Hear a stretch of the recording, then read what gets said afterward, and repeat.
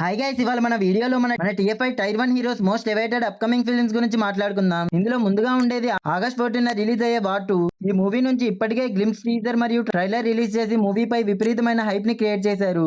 ఇంకా మొన్న రిలీజ్ చేసిన ట్రైలర్ అయితే ఎన్టీఆర్ అన్న ఫ్యాన్స్ కి అయితే హై ఫీస్ట్ అనేది చెప్పుకోవచ్చు.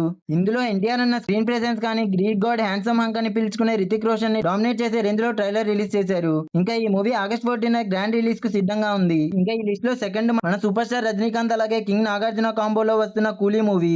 నాకు తెలిసి పాన్ ఇండియా అనే వర్డ్ అయితే మన లోకేష్ కనకరాజ్ వాడుకునేలా ఏ డైరెక్టర్ కూడా వాడుకోలేదు.